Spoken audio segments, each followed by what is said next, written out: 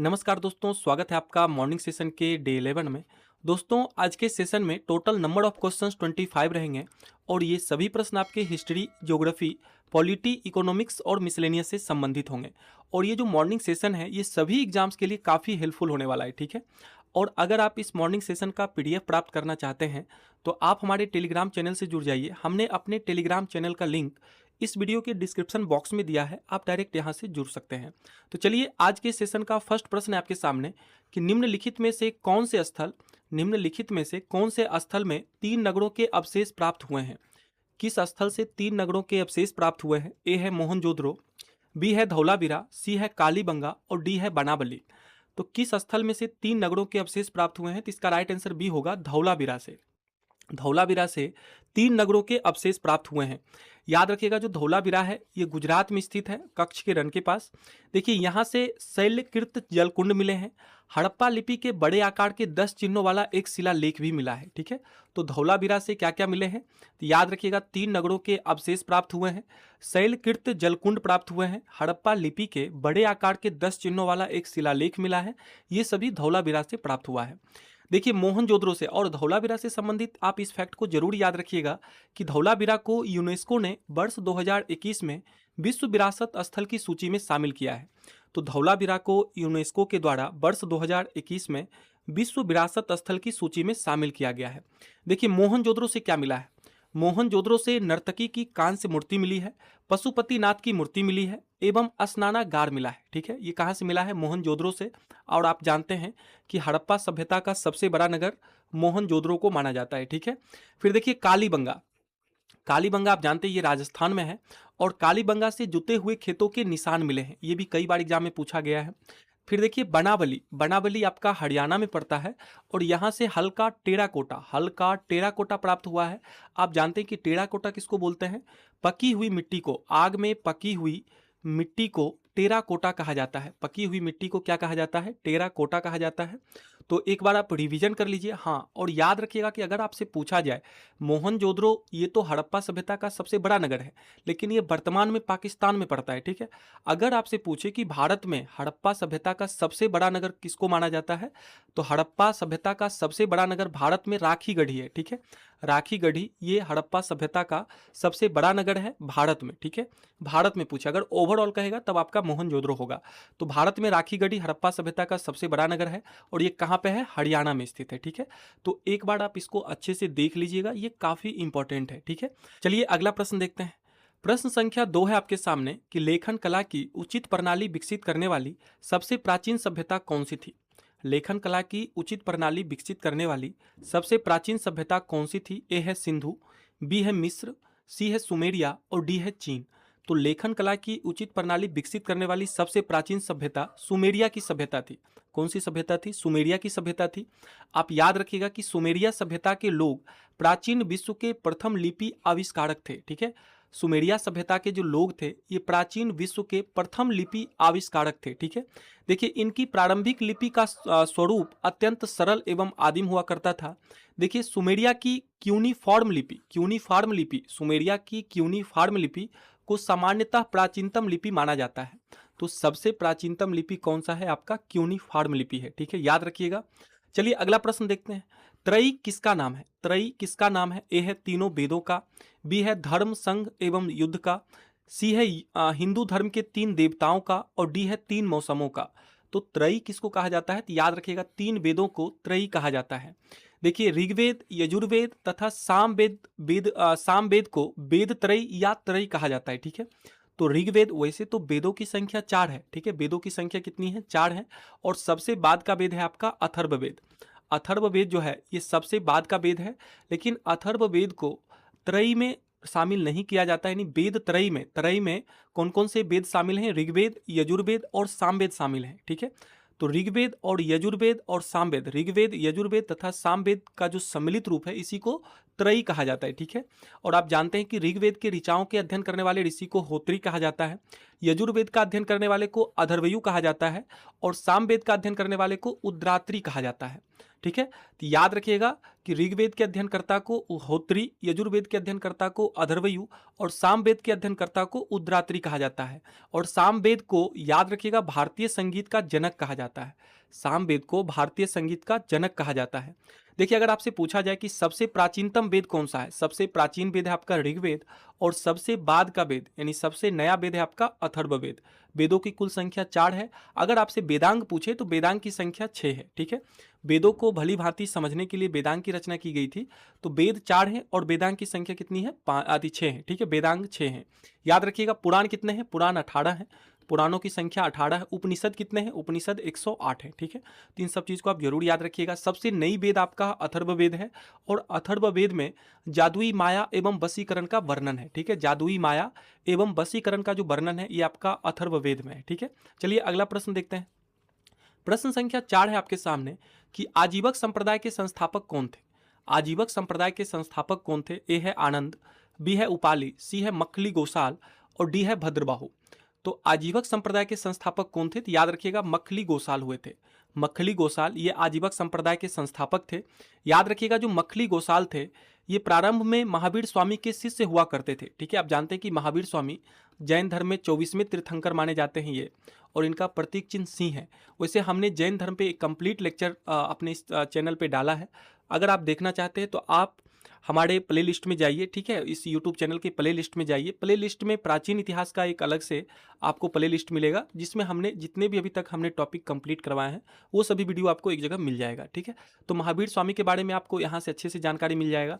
देखिए, प्रारंभ में महावीर स्वामी के शिष्य हुआ करते थे मखली गोसाल, किंतु बाद में इनका महावीर स्वामी से मतभेद हो गया था, जिस कारण से इसने महावीर स्वामी की शिष्यता को त्याग कर दिया और इन्होंने एक अलग संप्रदाय आजीवक संप्रदाय का स्थापना किया।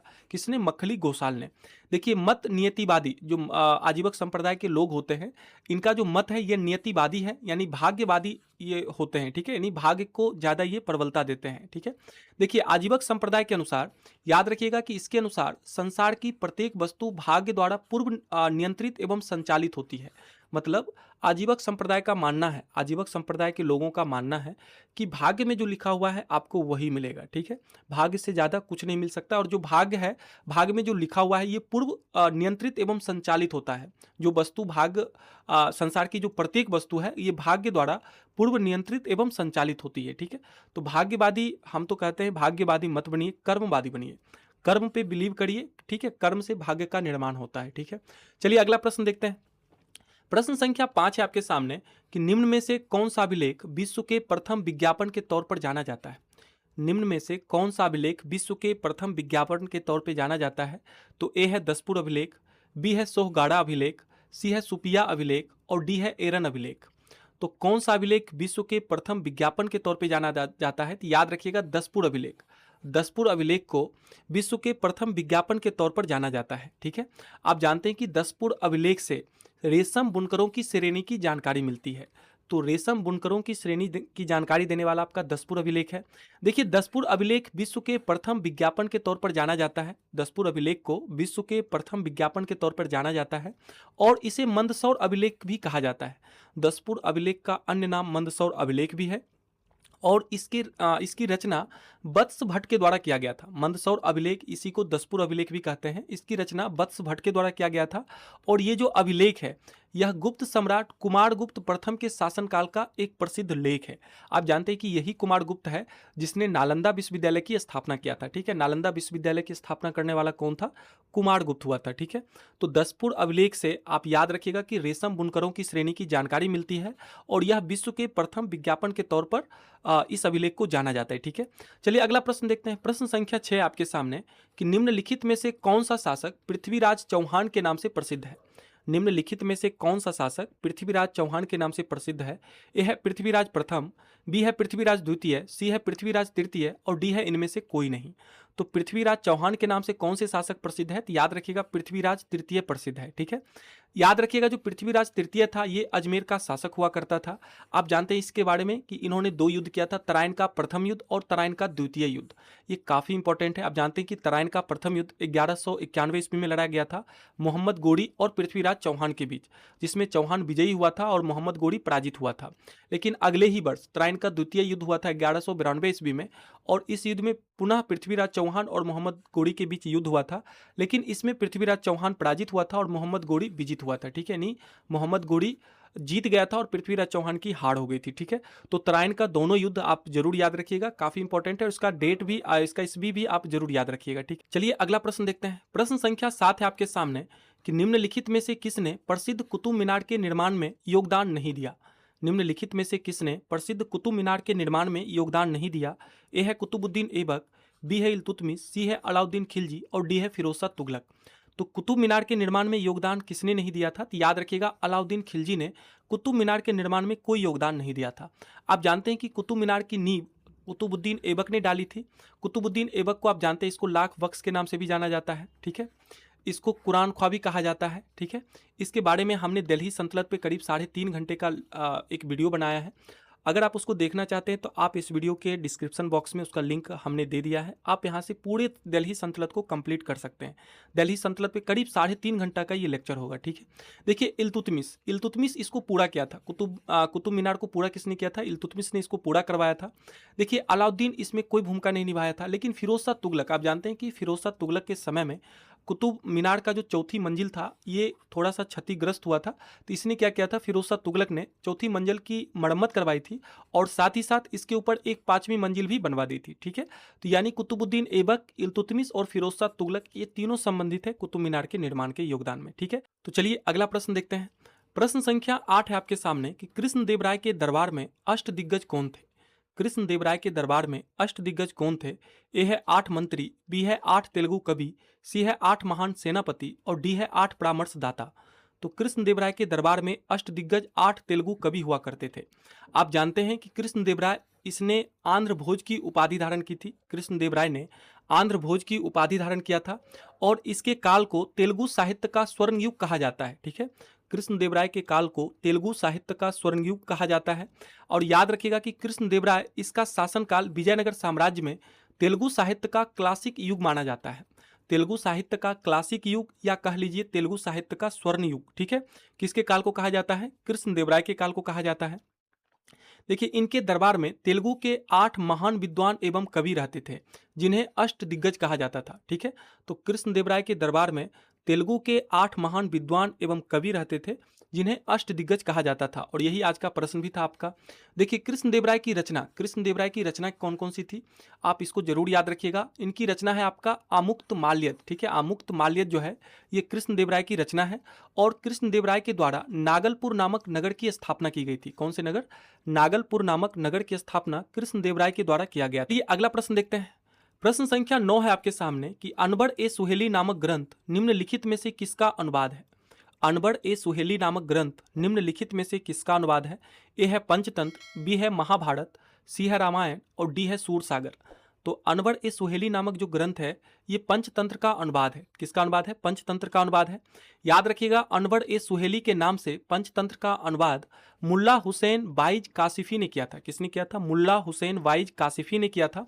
जबकि आयर ए दानिश के नाम से पंचतंत्र का अनुवाद अबुल फजल ने किया था। ठीक है, आयर ए दानिश के नाम से पंचतंत्र का अनुवाद अबुल फजल ने किया था, जबकि अनबर ए सुहेली के नाम से पंचतंत्र का अनुवाद मुल्ला हुसैन वाइज काशिफी ने किया था। ठीक है, चलिए अगला प्रश्न देखते हैं। प्रश्न संख्या 10 है आपके सामने कि एक इतिहासकार ने पानीपत की तीसरी लड़ाई को स्वयं देखा, वह कौन था? एक इतिहासकार ने पानीपत की तीसरी लड़ाई को स्वयं देखा, वह कौन था? ए है खफी खान, बी है काशीराज पंडित, सी है हरचरण दास और डी है लालू भगत। तो पानीपत की तीसरी लड़ाई को स्वयं देखने वाला इतिहासकार कौन था? तो याद रखिएगा काशीराज पंडित था। याद रखिएगा पानीपत का कुल 3 युद्ध लड़ा गया था। पहला युद्ध हुआ था 1526 ईस्वी में, दूसरा युद्ध लड़ा गया था 1556 ईस्वी में और पानीपत की तीसरी लड़ाई 14 जनवरी 1761 ईस्वी को हुआ था। किसके किसके बीच? मराठा एवं अफगान के बीच हुआ था। ठीक है, जिसमें मराठों की पराजय हुई थी। और आप जानते हैं कि मराठों की तरफ से नेतृत्व कौन कर रहे थे? सदाशिव राव भाऊ कर रहे थे। ठीक है, और अफगान की तरफ से अहमद शाह अब्दाली कर रहा था। और कहा जाता है कि पानीपत का जो तीसरा युद्ध था यह मराठों के लिए प्रलयकारी सिद्ध हुआ था। पानीपत का तीसरा युद्ध मराठों के लिए प्रलयकारी सिद्ध हुआ था। देखिए उस टाइम पे मराठा पेशवा बालाजी बाजीराव हुआ करते थे और ये पानीपत की तीसरी लड़ाई में याद रखिएगा कि मराठों की हार को बर्दाश्त नहीं कर पाए थे, जिस कारण से इनकी भी मृत्यु 1761 ईस्वी में हो गई थी। तो आप इस चीज़ को जरूर याद रखिएगा। चलिए अगला प्रश्न देखते हैं। देखिए प्रश्न संख्या 11 है आपके सामने कि इनमें से किसने एक गुप्त समाज अभिनव भारत का गठन किया। 11 नंबर प्रश्न है आपके सामने कि इनमें से किसने एक गुप्त समाज अभिनव भारत का गठन किया। ए है खुदीराम बोस, बी है बी डी सावरकर, सी है प्रफुल्ल चाकी और डी है भगत सिंह। तो किसने गुप्त समाज अभिनव भारत का गठन किया था? तो याद रखिएगा बी डी सावरकर ने किया था। किसने? बी डी सावरकर ने एक गुप्त समाज अभिनव भारत का गठन किया था। बी डी सावरकर का पूरा नाम था विनायक दामोदर सावरकर। विनायक दामोदर सावरकर इनका पूरा नाम था।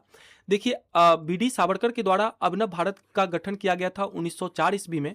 और कहाँ पे? नासिक में किया गया था। कहाँ पे? नासिक, जो कि महाराष्ट्र में पड़ता है।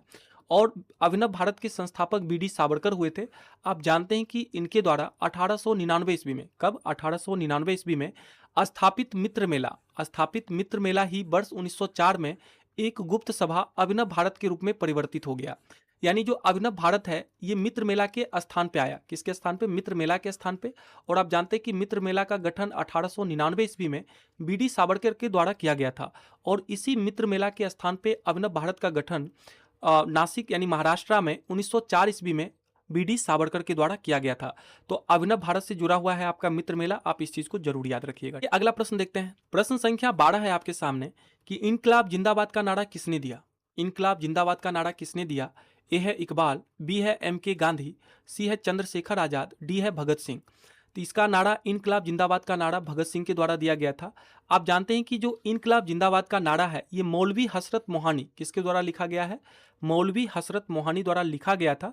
जबकि भगत सिंह ने इस नारे को लोकप्रिय बनाया था। ठीक है, तो लोकप्रिय बनाने का काम भगत सिंह किए हैं। अगर लिखने की बात आई कि इस नारा को किसने लिखा था, इनकलाब जिंदाबाद को, तो याद रखिएगा मौलवी हसरत मोहानी के द्वारा लिखा गया था। ठीक, चलिए अगला प्रश्न देखते हैं। प्रश्न संख्या 13 है आपके सामने कि भारत में क्रिप्स मिशन किस वर्ष आया। भारत में क्रिप्स मिशन किस वर्ष आया? ए है 1940, बी है 1942, सी है 1944 और डी है 1946। तो क्रिप्स मिशन आया था 1942 में। एक है आपका कैबिनेट मिशन, एक है आपका कैबिनेट मिशन। तो कैबिनेट मिशन याद रखिएगा, कैबिनेट मिशन 1946 में आया था। कब आया था ये? 1946 में आया था।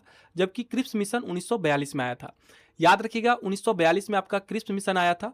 देखिए द्वितीय विश्व युद्ध में जापान की बढ़ती हुई शक्ति को देखते हुए अंतर्राष्ट्रीय समुदाय विशेषकर अमेरिका, चीन एवं ऑस्ट्रेलिया ने ब्रिटेन पर भारत को स्वतंत्र करने के लिए दबाव बनाया। ठीक है, जिसके फलस्वरूप स्टैफोर्ड क्रिप्स, याद रखिएगा किसके नेतृत्व में? स्टैफोर्ड क्रिप्स के नेतृत्व में क्रिप्स मिशन भारतीय नेताओं से वार्ता हेतु मार्च 1942 में भारत आया था। ठीक है, किसके नेतृत्व में? स्टैफोर्ड क्रिप्स के नेतृत्व में क्रिप्स मिशन 1942 में भारत आया था। ठीक है, आप जरूर याद रखिएगा। और कैबिनेट मिशन कब आया था? अगर आपसे कैबिनेट मिशन पूछता तो 1946 में आया था। ठीक है, चलिए अगला प्रश्न देखते हैं। प्रश्न संख्या 14 है आपके सामने कि सुभाष चंद्र बोस ने फॉरवर्ड ब्लॉक की स्थापना किस वर्ष की थी। सुभाष चंद्र बोस ने फॉरवर्ड ब्लॉक की स्थापना किस वर्ष की थी? ए है 1936, बी है 1937, सी है 1938 और डी है 1939। तो सुभाष चंद्र बोस के द्वारा फॉरवर्ड ब्लॉक की स्थापना किस वर्ष किया गया था? तो याद रखिएगा 1939 में किया गया था। याद रखिएगा कि सुभाष चंद्र बोस का जन्म 23 जनवरी 1897 ईस्वी को उड़ीसा के कटक में हुआ था। कहाँ पे हुआ था? 23 जनवरी 1897 ईस्वी को उड़ीसा के कटक में हुआ था। और याद रखिएगा कि 1920 ईस्वी में सुभाष चंद्र बोस ने भारतीय नागरिक सेवा यानी ICS में उत्तीर्ण हुए थे। ठीक है, भारतीय नागरिक सेवा में उत्तीर्ण हुए थे कौन? सुभाष चंद्र बोस। कब? 1920 ईस्वी में। इनका जन्म 1897 में उड़ीसा के कटक में हुआ था। देखिए इन्हें नेताजी, सुभाष चंद्र बोस को नेताजी भी कहा जाता है। देखिए इन्हें नेताजी उपाधि जर्मन विदेश मंत्रालय के द्वारा दिया गया था। किसके द्वारा? जर्मन विदेश मंत्रालय के द्वारा दिया गया था। देखिए इन्होंने दो बार 1938 और 1939 में INC की अध्यक्षता किए थे। ठीक है, भारतीय राष्ट्रीय कांग्रेस की दो बार इन्होंने अध्यक्षता की थी। एक बार 1938 में हरिपुरा अधिवेशन और दूसरी बार 1939 में त्रिपुरी अधिवेशन। ठीक है, तो दोनों अधिवेशन का इस भी आप जरूर याद रखिएगा, काफी इंपॉर्टेंट है। देखिए जब त्रिपुरी अधिवेशन की ये अध्यक्षता कर रहे थे तो महात्मा गांधी से कुछ मतभेद हो जाने के कारण इन्होंने INC की अध्यक्षता से त्यागपत्र दे दिया था और इन्होंने फॉरवर्ड ब्लॉक की स्थापना किए थे। कब? 1939 में। आज का ये प्रश्न भी था आपका। देखिए 1941 में ये जर्मनी चले गए और 1943 में आजाद हिंद फौज की इन्होंने कमान संभाली। तो आजाद हिंद फौज की कमान सुभाष चंद्र बोस ने कब संभाली थी? 1943 ईस्वी में। फॉरवर्ड ब्लॉक की स्थापना अगर पूछे तो 1939 ईस्वी में, जब इन्होंने त्रिपुरी अधिवेशन से अध्यक्षता पद से त्याग पत्र दे दिया था, तो उसके बाद इन्होंने जस्ट फॉरवर्ड ब्लॉक की स्थापना किए थे, याद रखिएगा। चलिए अगला प्रश्न आपके सामने कि निम्नलिखित में से कौन एक जवाहरलाल नेहरू का जीवनी कार्ड है। निम्नलिखित में से कौन एक जवाहरलाल नेहरू का जीवनी कार्ड है। ए है फ्रैंक मोरेस, बी है डॉम मोरेस, सी है लुई फिशर और डी है बे मिलर। तो देखिए जवाहरलाल नेहरू का जीवनी कार्ड कौन था, तो याद रखिएगा फ्रैंक मोरेस था। कौन था? फ्रैंक मोरेस। याद रखिएगा जवाहरलाल नेहरू के जीवनी कार्ड फ्रैंक मोरेस थे, ठीक है। अगला प्रश्न आपके सामने कि राष्ट्रीय मानव अधिकार आयोग के अध्यक्ष एवं सदस्यों की नियुक्ति समिति में निम्न में से कौन सदस्य नहीं होता है। राष्ट्रीय मानव अधिकार आयोग के अध्यक्ष एवं सदस्यों की नियुक्ति समिति में इनमें से कौन सदस्य नहीं होता है। ए है लोकसभा का अध्यक्ष, बी है राज्यसभा का सभापति, सी है लोकसभा में विपक्ष का नेता और डी है राज्यसभा में विपक्ष का नेता। तो राष्ट्रीय मानव अधिकार आयोग के अध्यक्ष एवं सदस्यों की जो नियुक्ति समिति होता है, इसमें राज्यसभा का सभापति का कोई रोल नहीं होता है, ठीक है। आप जानते हैं कि राज्यसभा का सभापति आर्टिकल 64 के तहत जो भारत के उपराष्ट्रपति होते हैं, भारत के उपराष्ट्रपति ही राज्यसभा का सभापति होते हैं, ठीक है। किस आर्टिकल के तहत? आर्टिकल 64 के तहत, आप जरूर याद रखिएगा। और इसी के लिए राज्यसभा के सभापति के रूप में कार्य करने के लिए ही उपराष्ट्रपति को 4 लाख रुपये प्रतिमाह दिया जाता है, याद रखिएगा। देखिए राष्ट्रीय मानव अधिकार आयोग के अध्यक्ष एवं सदस्यों की नियुक्ति के लिए, ठीक है, सदस्यों की नियुक्ति समिति के लिए प्रधानमंत्री की अध्यक्षता में, किसकी अध्यक्षता में? प्रधानमंत्री की अध्यक्षता में एक समिति का गठन किया जाता है, जिसके सदस्य कौन कौन होते हैं? प्रधानमंत्री। कौन कौन सदस्य होते हैं? प्रधानमंत्री। फिर होते हैं आपके गृह मंत्री, फिर लोकसभा में विपक्ष के नेता होते हैं, फिर राज्यसभा में विपक्ष के नेता होते हैं, फिर लोकसभा अध्यक्ष होता है, फिर राज्यसभा के उपसभापति, ना कि सभापति, ठीक है। यहाँ पे आपका ऑप्शन में था राज्यसभा का सभापति। तो राज्यसभा के जो उपसभापति होते हैं, ये भी राष्ट्रीय मानव अधिकार आयोग के अध्यक्ष एवं सदस्यों की नियुक्ति समिति में रोल अदा करते हैं। देखिए इस समिति की सिफारिश पर राष्ट्रीय मानवाधिकार आयोग के अध्यक्ष एवं सदस्यों की नियुक्ति की जाती है। किसके द्वारा? राष्ट्रपति के द्वारा, ठीक है। किसके सिफारिश पर ये जो नियुक्ति समिति बनता है, जिसमें जितने भी सदस्य हैं, प्रधानमंत्री, गृह मंत्री, लोकसभा में विपक्ष के नेता, राज्यसभा में विपक्ष के नेता, लोकसभा अध्यक्ष और राज्यसभा के उपसभापति, इस समिति की सिफारिश पर राष्ट्रीय मानवाधिकार आयोग के अध्यक्ष एवं सदस्यों की नियुक्ति राष्ट्रपति के द्वारा की जाती है। आप याद रखिएगा कि राष्ट्रीय मानवाधिकार आयोग का गठन, ये कई बार एग्जाम में पूछा है, कई बार, इसका आप इस भी मत भूलिएगा। राष्ट्रीय मानवाधिकार आयोग का गठन 12 अक्टूबर 1993 ईस्वी को किया गया था। राष्ट्रीय मानवाधिकार आयोग का गठन कब किया गया था? 12 अक्टूबर 1993 ईस्वी को। तो 1993 ईस्वी को राष्ट्रीय मानवाधिकार आयोग का गठन किया गया था। आप इस चीज को 100% याद रखिएगा। चलिए अगला प्रश्न देखते हैं। देखिए प्रश्न संख्या 17 है आपके सामने कि निम्नलिखित में से कौन भारत के मानवाधिकार आयोग के प्रथम अध्यक्ष थे। निम्नलिखित में से कौन भारत के मानवाधिकार आयोग के प्रथम अध्यक्ष थे। ए है न्यायमूर्ति MN वेंकटचलैया, बी है न्यायमूर्ति JS वर्मा, सी है न्यायमूर्ति K रामास्वामी और डी है न्यायमूर्ति रंगनाथ मिश्रा। तो कौन भारत के मानवाधिकार आयोग के प्रथम अध्यक्ष थे। आप जानते हैं कि मानवाधिकार आयोग का गठन 1993 ईस्वी में किया गया था। ये मोस्ट इंपॉर्टेंट है, आप इसको मत भूलिएगा। और इसके प्रथम अध्यक्ष कौन थे? तो याद रखिएगा न्यायमूर्ति रंगनाथ मिश्रा थे। कौन थे? न्यायमूर्ति रंगनाथ मिश्रा। ये भारत के मानवाधिकार आयोग के प्रथम अध्यक्ष हुए थे।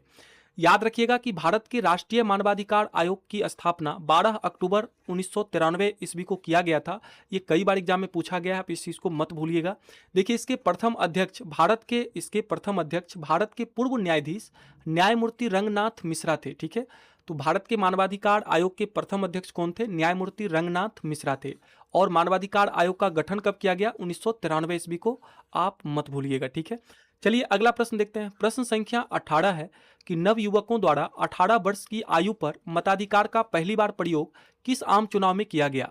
नवयुवकों द्वारा 18 वर्ष की आयु पर मताधिकार का पहली बार प्रयोग किस आम चुनाव में किया गया। ए है 1987 के, बी है 1988 के, सी है 1989 के और डी है 1990 के।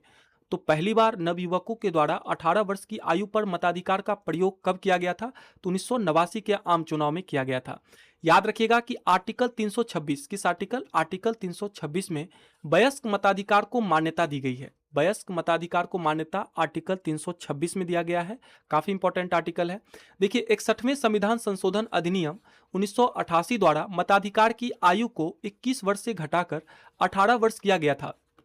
किस संविधान संशोधन के तहत? 61वें संविधान संशोधन के तहत जो मताधिकार की आयु था उसे 21 वर्ष से घटाकर 18 वर्ष किया गया, जो 28 मार्च 1989 से प्रभावी हुआ। कब से प्रभावी हुआ? 28 मार्च 1989 से प्रभावी हुआ और इसका पहली बार प्रयोग 1989 में संपन्न 9वीं लोकसभा के आम चुनाव में किया गया। कौन से लोकसभा? ये भी आप याद रखिएगा, 9वीं लोकसभा के आम चुनाव में किया गया था पहली बार प्रयोग। मताधिकार की आयु सीमा 18 वर्ष, ठीक है, 18 वर्ष की आयु पर मताधिकार का पहली बार प्रयोग 9वीं लोकसभा में 1989 ईस्वी में किया गया था। आप इस चीज़ को याद रखिएगा। और 61वें संविधान संशोधन के तहत 61वें संविधान संशोधन के तहत मताधिकार की आयु 21 वर्ष से घटाकर 18 वर्ष किया गया। तो 61वां जब आप याद रखते हैं तो 69वां भी साथ में याद रख लिया करिए। 69वां संविधान संशोधन के तहत दिल्ली को राष्ट्रीय राजधानी का दर्जा दिया गया, ठीक है। चलिए अगला प्रश्न देखते हैं। प्रश्न संख्या 19 है आपके सामने कि भारतीय संविधान की 8वीं अनुसूची में कौन सी भाषा वर्ष 2003 में जोड़ी गई? भारतीय संविधान की 8वीं अनुसूची में कौन सी भाषा वर्ष 2003 में जोड़ी गई? ए है कोंकणी, बी है सिंधी, सी है मणिपुरी और डी है संथाली। तो 8वीं अनुसूची में कौन सी भाषा 2003 में जोड़ी गई थी?